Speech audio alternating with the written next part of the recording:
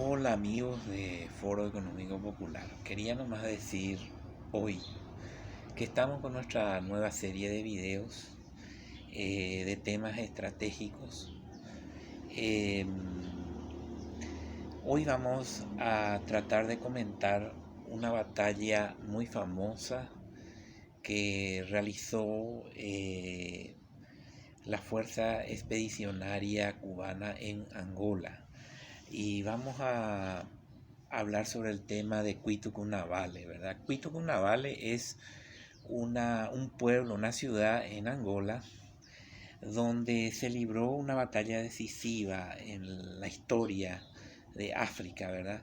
En el cual eso precipitó de alguna forma la independencia de Namibia de Sudáfrica y el fin del sistema del apartheid, ¿verdad? Aunque haya gente que diga lo contrario, ¿verdad? Evidentemente existen posiciones encontradas, pero en un sentido, por ejemplo, de una exaltación especialmente de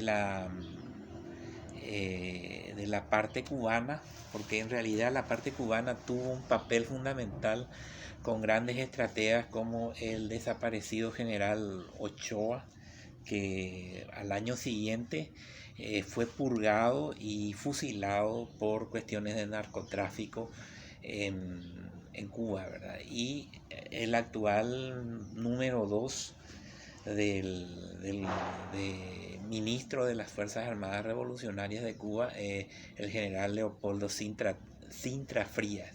Es bueno anotar estos nombres porque el Instituto de Estudios Estratégicos, el cual yo eh, dirijo, ¿verdad?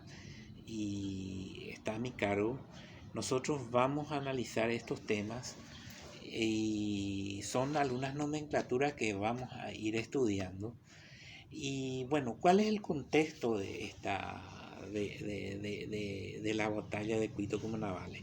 Hay que saber que en 1974 se da en Portugal la famosa Revolución de los Clavos Rojos, la caída del gobierno de Tomás, del primer ministro Tomás, y eso precipitó el sistema autoritario salazarista.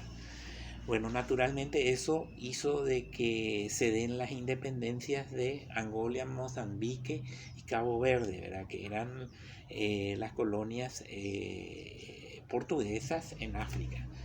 Y evidentemente en el caso de Angola hubo varios grupos, por ejemplo el MLPA, que fue el gobierno, que hasta ahora es gobierno, el Frente UNITA de Jonas Savimbi, y había otro sector minoritario también que en este momento no vamos a mencionar, solo a modo de darle una introducción, porque este enfrentamiento en Cuito Cuanavale está relacionado con el señor Jonas Savimbi y el UNITA aliado a Sudáfrica y a Zaire, ¿verdad? Que eran los, vamos a decir, promotores de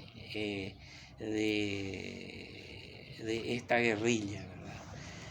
A la cual en ese momento el MLPA tuvo, vamos a decir, el apoyo de Cuba, ¿verdad?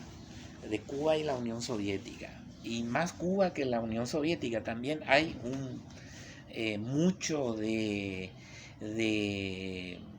este mucho de historia en eso, ¿verdad? Yo creo que la Unión Soviética necesitaba una cabeza de playa en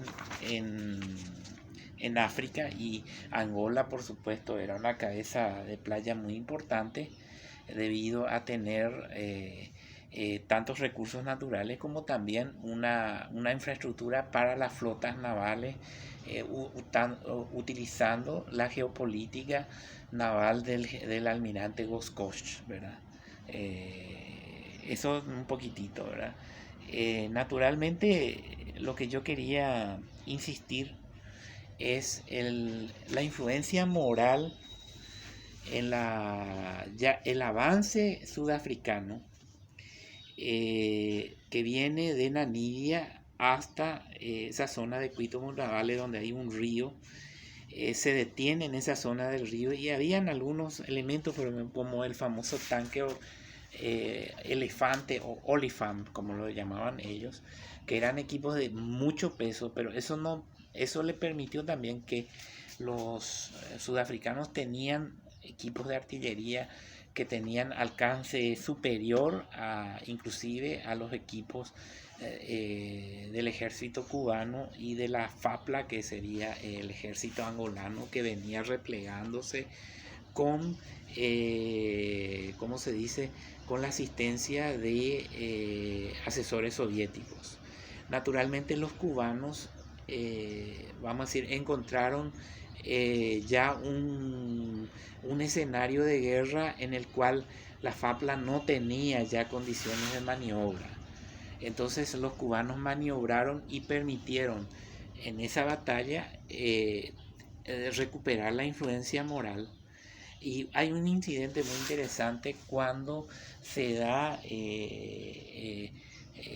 un ataque a una posición sudafricana donde habían algunos tanques de transporte de personal, en el cual cae prisionero este sargento sudafricano que se llamaba Johan Papenfuss, ¿verdad?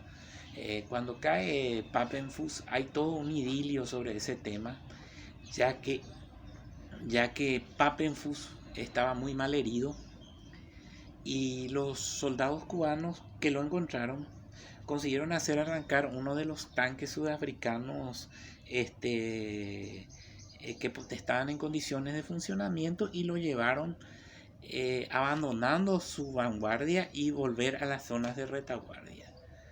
Y entonces en los lugares donde habían ya retenes cubanos, bueno, era todo un tema porque es raro que venga un tanque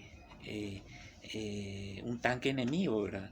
Pero como estaban tripulados, había ya un efectivo cubano arriba del tanque, entonces fueron pasando los retenes y fueron explicando de que había un herido muy grave que era un enemigo.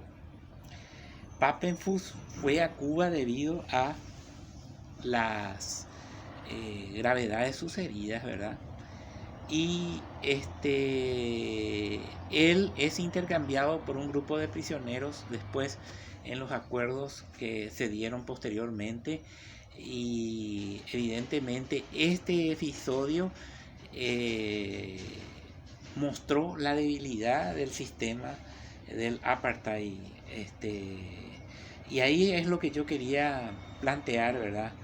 El tema de la influencia moral, ¿verdad? La influencia moral cubana de un país hispano, de alguna forma con un adoctrinamiento del comunismo, pero nunca perdió su esencia primero autóctona, negra, de los negros de Cuba, y por el otro lado su esencia cristiana católica, ¿verdad?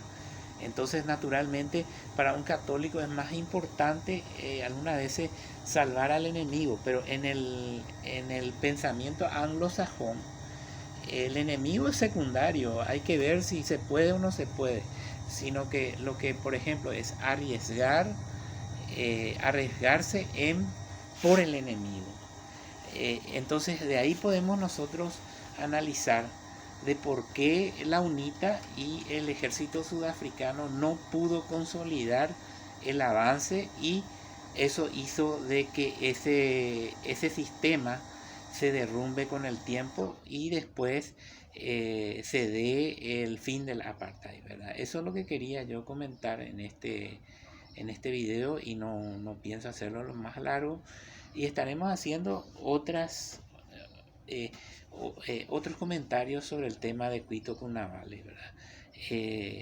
Desde todos los puntos de vista, inclusive a los punto de vista sudafricano, que es un tema que lo estoy leyendo, ¿verdad? He leído sobre eh, algunos escritos de Gabriel García Márquez, como de Operación Carlota. También he leído otro paper, se llama Angola, un escalón en la estrategia cubano-soviética en África, del general de brigada español Francisco de los Ricos Murciano, y también del doctor Benemelis, un disidente cubano, las guerras secretas de Fidel Castro, ¿verdad? Es un poquitito para que la gente vaya buscando y analizando. También he encontrado un artículo de la revista Bohemia, en el cual también hablaba sobre la guerra después de la batalla, ¿verdad? Muy interesantes artículos para discutir y leerlo y trabajarlo, ¿verdad? Adiós.